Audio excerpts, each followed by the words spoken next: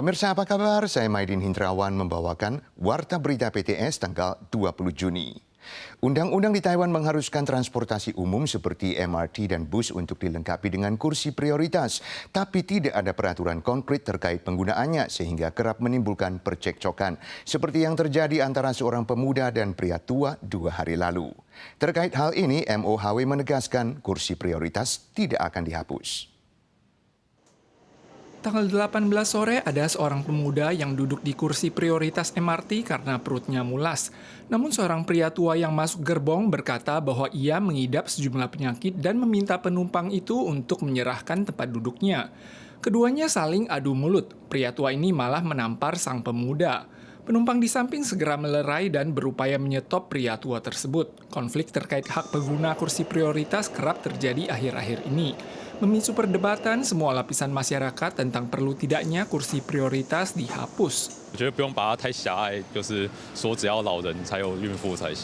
UU Perlindungan Hak dan Kepentingan Penyandang Disabilitas mengatur bahwa setiap sarana transportasi umum harus dilengkapi kursi prioritas. Yang tidak menyerahkan hak guna kursi juga tidak didenda.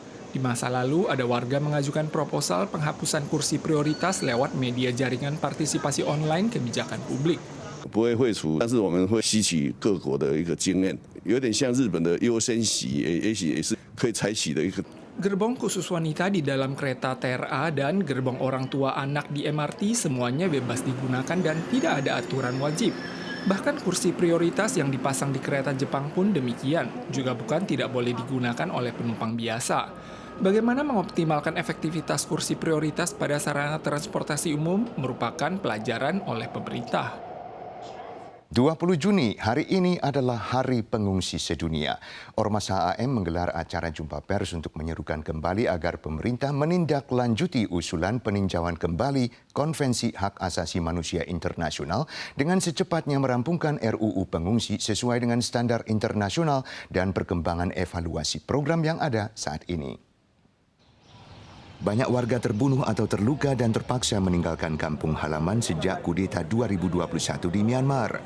Ada yang mengungsi ke Taiwan untuk mencari suaka tapi mengeluhkan rasa tidak aman karena terus tertundanya peratifikasian program terkait dan kurangnya UU perihal pengungsi di Taiwan. Menurut statistik PBB hingga akhir April ada 120 juta orang yakni 1 dari setiap 69 orang di seluruh dunia yang terpaksa mengungsi.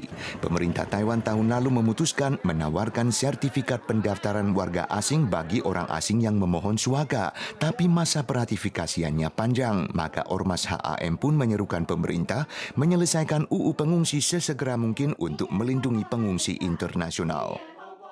Toko tak berawak adalah cara berbisnis yang sudah ada di berbagai pelosok dunia sejak dulu, tapi pengoperasiannya tidak mudah. Setelah dibuka selama bertahun-tahun, sebuah toko tak berawak di distrik Nantun, Taichung, tahun lalu akhirnya memperoleh laba. Pemiliknya sangat meyakinkan tenaga positif dan kejujuran tak ternilai yang diraihnya.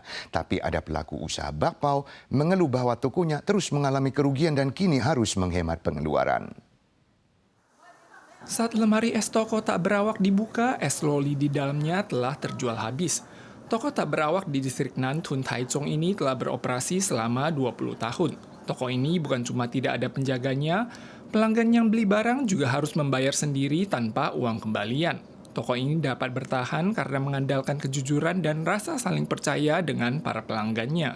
我用诚实接待你，你用诚实对待人。 那你不一定对我诚实，可是你把这样诚实这件事情变成你的中心的一个信仰，这个就变成了一个时尚的道德。我很喜欢做这个事情。 Pembukuan rekening terpampang secara terbuka. Pemilik toko menyatakan setelah sekian lama beroperasi, ia akhirnya memperoleh laba. Walau prosesnya sulit, ia bertekad menyebarkan aura kebaikan. Model bisnis serupa juga diadopsi oleh toko bakpao di area perkotaan Taichung. Toko ini tidak ada penjaga yang menyambut dan menyimpan uang. Pelanggan memasukkan koin dan membungkus sendiri.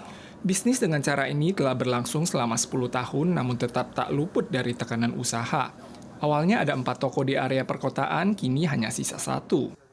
Pemilik toko menyampaikan model bisnis seperti ini sangat berbeda dengan konsep generasi sebelumnya. Walau kadang mengalami kerugian, biaya keseluruhan masih dapat tertangani. Ia tetap percaya pada hati nurani manusia dan akan terus beroperasi.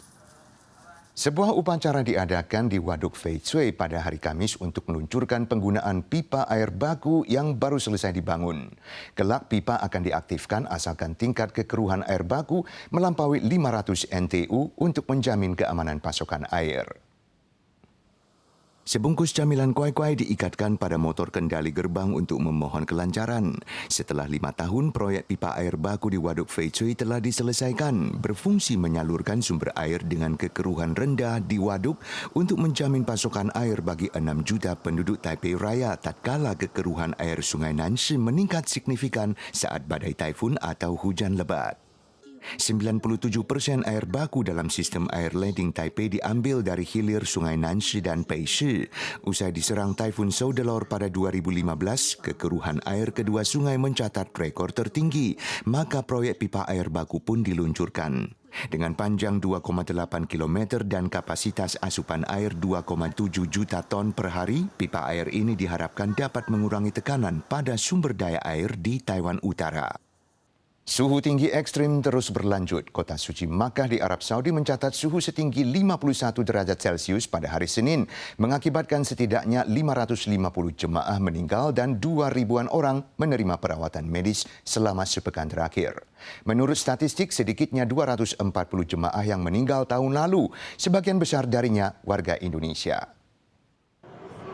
Acara umroh yang diadakan di kota Mekah, Arab Saudi merupakan ajang ritual penting bagi umat Islam setiap tahunnya.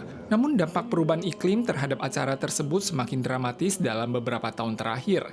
Pusat Meteorologi Arab Saudi menyampaikan suhu di sekitar Masjid Al-Haram di Mekah pada hari Senin minggu ini mencapai 51,8 derajat Celcius. Menurut pernyataan Kementerian Luar Negeri Arab Saudi, setidaknya ada 550 jemaah yang meninggal akibat kepanasan selama 7 hari ini. Pihak berwenang juga mengkonfirmasi bahwa lebih dari 2.000 orang menerima perawatan medis. Sebuah penelitian yang diterbitkan Arab Saudi bulan lalu menunjukkan bahwa suhu di tempat penyelenggaraan umroh naik 0,4 derajat Celcius setiap dekade. Kendati demikian, ibadah haji di Mekah tahun ini tetap menarik lebih dari 1,8 juta jemaah. Selain itu, setidaknya ada 240 jemaah yang meninggal tahun lalu. Mayoritas adalah warga Indonesia. Pemirsa sekalian, sekian Warta Berita PTS. Berikutnya mari kita saksikan Singade Inggris dan kita sua lagi di lain kesempatan.